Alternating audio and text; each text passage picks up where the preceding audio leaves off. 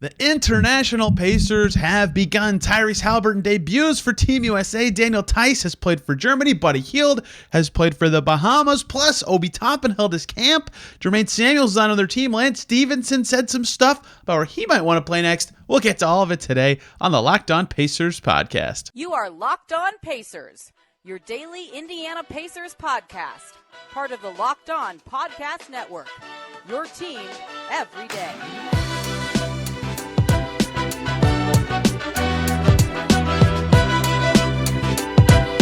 Happy Thursday, everybody. Welcome into another edition of the Locked On Pacers podcast, where we, of course, talk about the Indiana Pacers. As always, my name's Tony East. I cover the team for Forbes and SI, and today we start talking international hoops. A lot of this coming this month with the World Cup and Olympic qualifying play and just various stuff going on, and the Pacers are involved quite heavily, more so than I expected originally.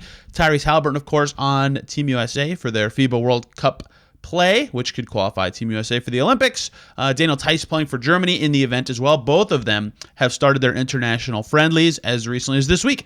And a surprise late addition to the international Pacers of the summer, Buddy Hield, soon up for the Bahamas. They are not only playing an Olympic qualifying play starting next week, but they also had some exhibitions this past weekend against Kansas, like the University of Kansas with Hunter Dickinson now for some reason. So lots of international stuff to talk about already. Plus, Obi Toppin, since we last did a news update here on Locked On Pacers, held his camp in Dayton. I went out there to talk to him. He talked camp and Pacers, which was good.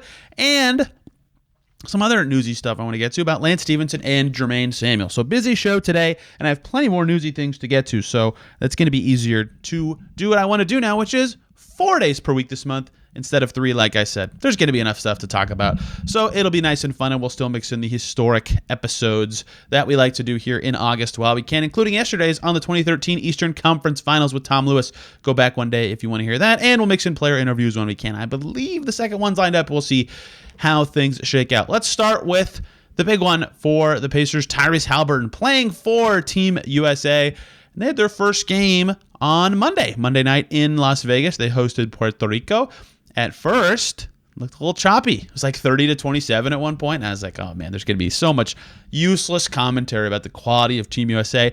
And then they just completely, thoroughly dominated the rest of the game. They won 117-74. Ho-hum. They're getting ready for more challenging opponents this coming week. They have Slovenia over the weekend. They play Greece and Germany next week. I forget who. They have one more opponent in the middle there.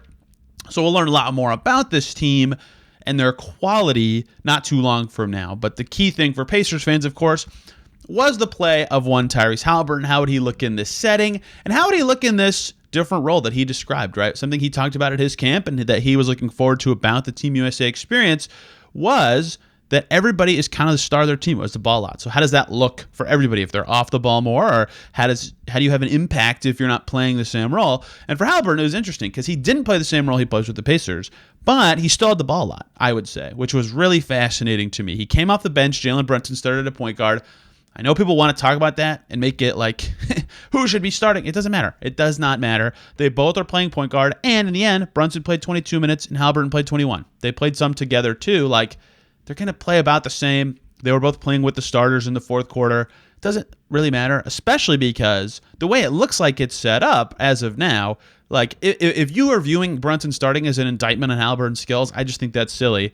I think it's kind of stylistic. Like the second unit that they have that they had in this game at least was Haliburton, Reeves, Cam Johnson, Paolo Banchero, and Bobby Portis, and that group could play a little more up tempo than the starters of Brunson, Edwards, Jaren Jackson, Brandon Ingram, Mikal Bridges, and both groups can play up-tempo. Haliburton did well with both, but it was easier for that second group to get stops and push, and Tyrese was a big part of that. So I think it's fine that it is how it is. I don't really think it matters at all, but I saw a lot of chatter about it. I don't think that the starters versus bench thing has any sort of merits any sort of discussion on the quality of either Tyrese Haliburton or Jalen Brunson. They are both fantastic players. And they played together, which I think is, again, noteworthy. That was what I thought was my biggest takeaway, so I'll actually get to that. First is Tyrese talked about that. He talked about wanting to play a little bit with Brunson and kind of figuring out what these roles would look like for him when he wasn't just dominating the ball.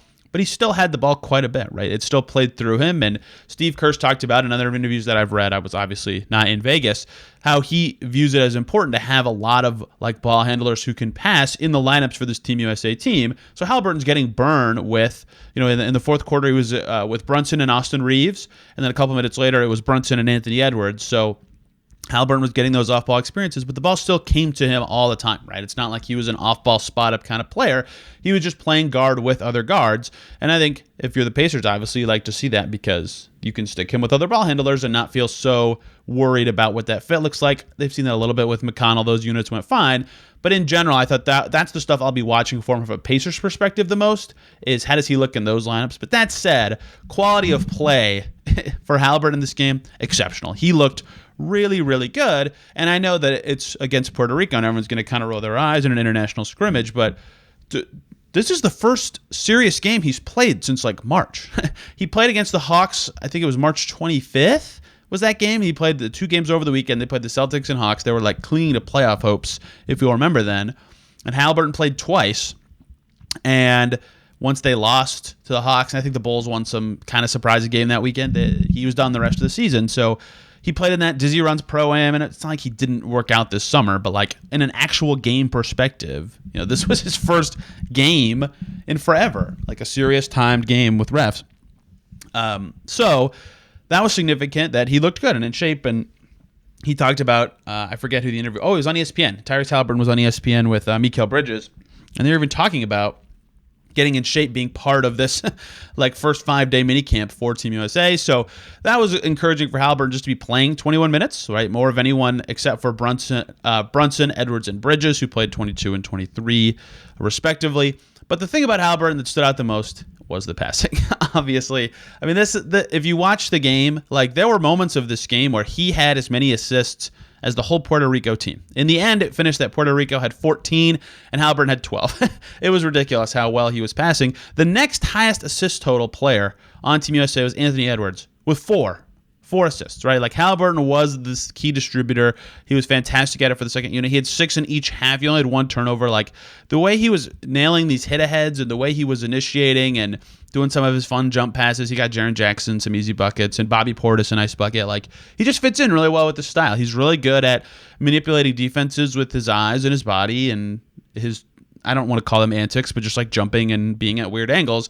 And it works really well. And for other really good players who, can make something out of less, like all they have to do is get a slight advantage from the pass and they can easily score. So it was really easy for him to get some of these assists. His first one was off a rebound where he was already looking up the court. Like it was a good box out too, by the way. So he looked really comfortable and good.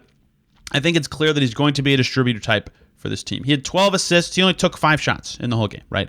And that's where the biggest difference between Pacers Tyrese and Team USA Tyrese is going to be, is that for the Pacers, he's talked about this, like his offense is more efficient than a lot of other guys or a lot of other sets they can run. So him shooting is generally a good choice for the team, even though he's such a good passer.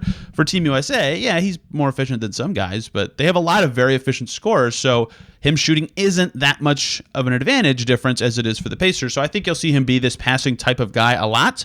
And his 12 assists were all really solid. He only turned it over once.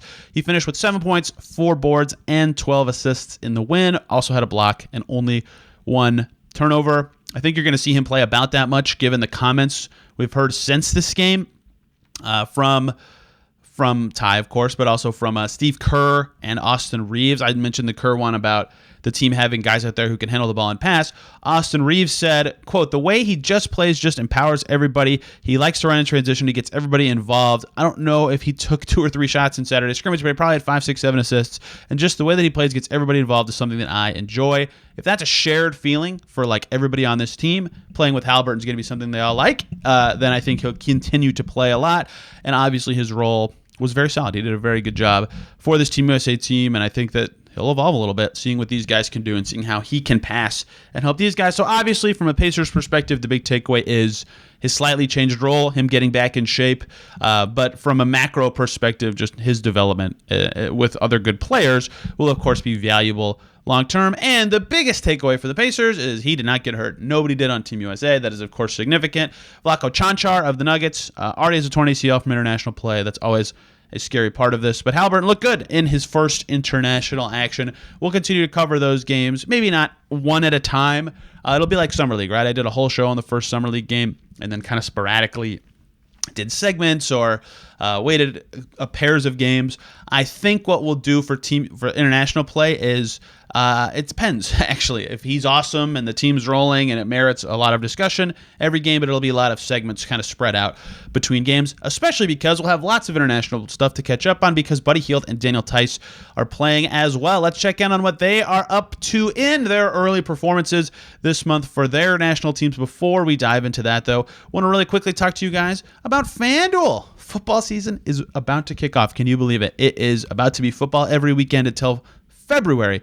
And FanDuel is giving you a chance to win all season long because right now, when you bet on a Super Bowl winner, you can get bonus bets every single time the team you pick wins a game in the regular season. Whew, that could be very fruitful depending on who you pick. Just pick any team to win the Super Bowl. You'll get a bonus bet for every victory. It's very simple, and you can use those bonus bets on so many things, like spreads, like player props, like your favorite over-unders, and plenty more over on FanDuel. So visit FanDuel.com/lockedon and start earning bonus bets with America's #1 sportsbook. That's FanDuel.com/lockedon at FanDuel, America's #1 sportsbook. Thank you, as always, for making Locked On Pacers your first listen today and every single day. For your second listen, jump on over to Locked On NBA for the latest around the league. And because I was on Wednesday's show 2 shows ago by the time this Pacers episode is released, with Jake Madison talking the latest on Pascal Siakam with a legit reported trade offer from Shams Charania from the Hawks to the Raptors, which I thought was fascinating. And, of course, something we're thinking about if you're the Pacers.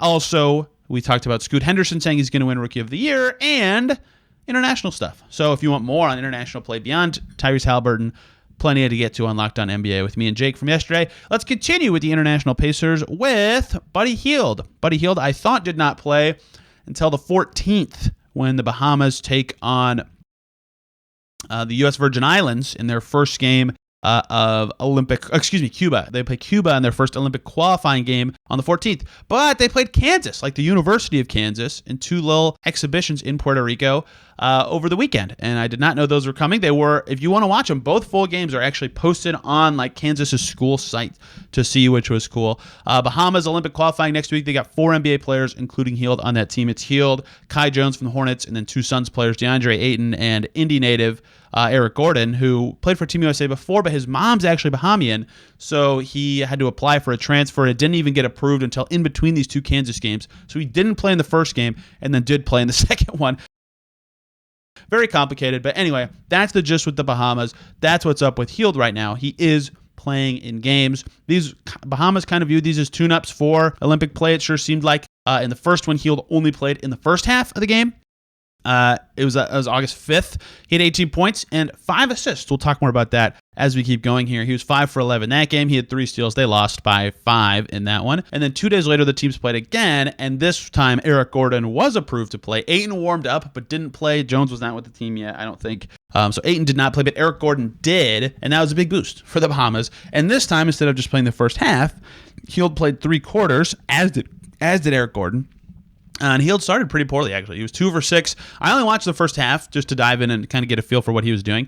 But he was 2 for 6 to start, and he finished 7 for 13. So I saw like the worst portion of his game. He finished with 19 points in that second game, 7 of 13 from the field. He hit 5 threes in that one. But the thing that stood out in this, first of all, he had 4 assists and 4 boards in that second game. Eric Gordon had 12 points.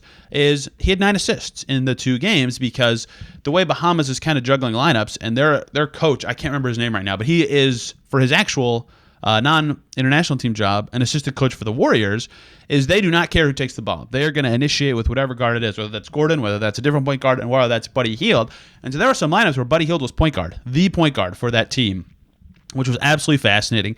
And of course, he's the most talented player in those situations. So he's getting swarmed by these Kansas defenders. Like, he'd come around a screen, boom, 2 guys right on him immediately. He's got to give it up, right? And when he would set a screen, guys would flock to him instead of the ball handler a lot. So he had to be creative in how he got open and how he set up both himself and his teammates. And that was really fascinating to watch because he actually, 1, I thought, did a good job handling that pressure, and 2, had to be more of a passer. And he actually threw good passes. Like, 9 assists is not reflective of the passes I saw, both in volume and because his teammates just weren't hitting some of the shots. But they played pretty well. I thought he did pretty good.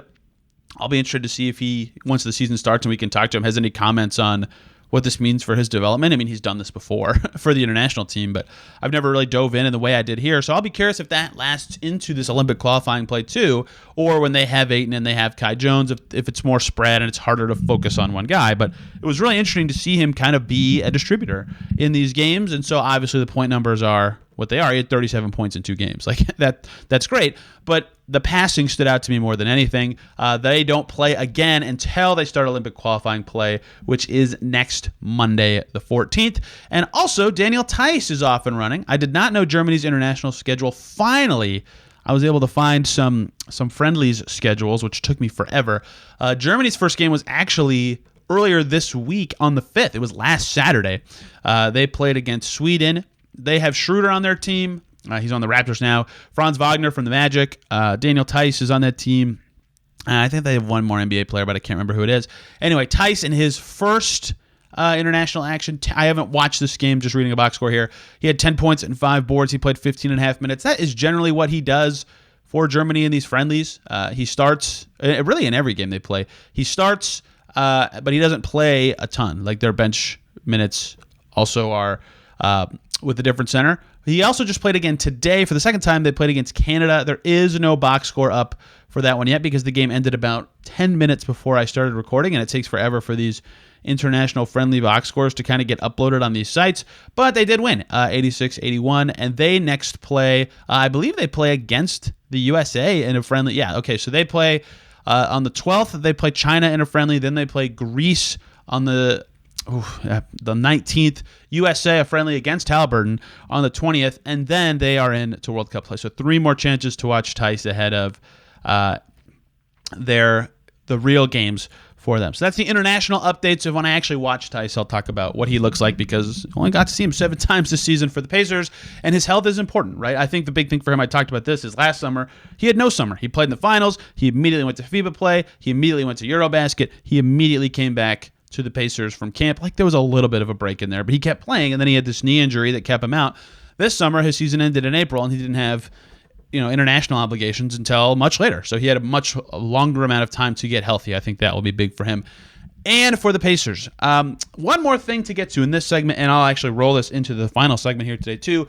Obi Toppin, we got to talk to him a little bit over in Dayton. He held his yearly camp in Dayton, which he calls his home, which I think this was really interesting to me. I had not thought about this from his perspective. He loved Dayton. In his 2 years there, he was obviously like a star, but he went back. He has his camp there every year. He said even if it keeps getting bigger and bigger, he'll find a new place to do it there. And that is part of what he said is why he's psyched about the trade, because he can hop over to Dayton more often. He said, me being in Indiana, being closer to here is amazing. This is like my second home. And he said he will be able to drive back more often because he's with the Pacers, and it's way closer to be able to kind of bop on over to Dayton whenever he wants. And his camp was in this big rec center. There was a ton, but he also talked about the Pacers. We'll talk more about that in the second segment, but he's kind of done a lot of media recently. I wrote that story about him and Haliburton playing in the Pro-Am together and talking about their chemistry, but Toppin had even more to say this time, but the videos of his press that he did there are on the Locked On Pacers YouTube if you would like to read more about those and get more details there. But I think it's cool that he's so excited to go to Dayton and continue to expand his camp no matter what. And speaking of Obi Toppin, he did talk more about the actual Pacers and how he expects to fit with the team while he was there, because we got him like a little separate in a different scrum from the actual like talking about the camp scrum. So I want to talk about what he said about the team. I also want to talk about Lance Stevenson, amazingly, in the news, and Jermaine Samuels, 2 ex-Pacers from last year, to close out today's show. Thank you, as always, for making Locked On Pacers your first listen today and every single day for your second listen. Jump on over to Locked On Lakers, because the big news in the NBA recently, Anthony Davis, 3-year extension. Whew! A lot of bones on that one. Well-deserved. He's very good. Josh Hart also signed a 4-year extension today. Locked On Knicks can have the latest on that. I was cracking up watching Haliburton with Team USA because Josh Hart, their first friendly, was 2 days before he could sign a 4-year contract extension. Until the 9th, which is, I'm talking on the 9th. You're listening on the 10th at the earliest. Hart could only sign a 2-year extension, but on the 9th it could go up to 4 years. And so he was out for rest, and he was on the bench wearing a watch. I was like, okay, he's not playing. And now he's got his extension. I bet we see Josh Hart play in the next Team USA outing. I thought that was pretty funny. Good for Josh Hart. He's a good player. So, Locked On Lakers, Locked On Knicks for your second listen. Let's keep going on Toppin a little bit. Obviously, his camp stuff was really cool to hear. He was really into it. Like, it was a joy to kind of see him in that setting. And it's meant a lot to him to be with the Pacers. Like, I think to him, being on a different team, a different setting, a new opportunity is, like, very refreshing. Not because he hated being on the Knicks, but just, like, it's a situation that's kind of more tailored to where he is in his career, right? He's talked about Tyrese. He did it again at his camp. He said, everybody knows Tyrese, great player. He's an amazing scorer, amazing passer. He does everything on the floor. I can't wait to get on the court with him. And he also talked about the youth of the Pacers. I kept asking him about this. I asked him twice. He said, it's definitely a lot of young guys there going to be running the floor, going to be a lot of lobs, a lot of threes. It's going to be very fun, right? I think he's excited about that part of it, the stylistic change from the Knicks to the Pacers that will benefit him specifically, right?